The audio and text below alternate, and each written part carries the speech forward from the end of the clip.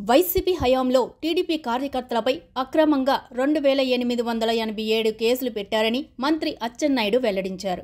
ఈ కేసులపై party polit bureau సమావేశంలో చర్చించామని, డిసెంబర్లోగా న్యాయపరంగా తప్పుడు కేసులను తొలగించే చర్యలను తీసుకుంటామన్నారు.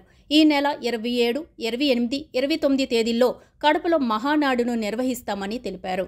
ఈ నెల 16, 17, 18 తేదీల్లో తిరంగ యాత్రలు ఉంటాయని చెప్పారు.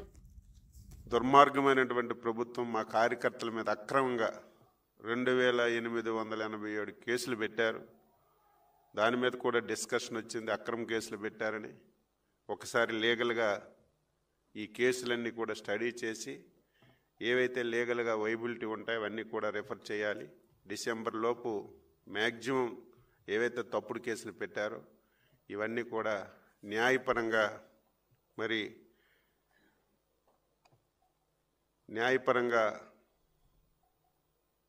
ఏవైతే ఈ కేసులు న్యాయ పరిధిలోకి వస్తే అవన్నీ కూడా రివ్యూ చేయమని చెప్పి కూడా స్పష్టంగా ఆదేశాలు ఇచ్చాం.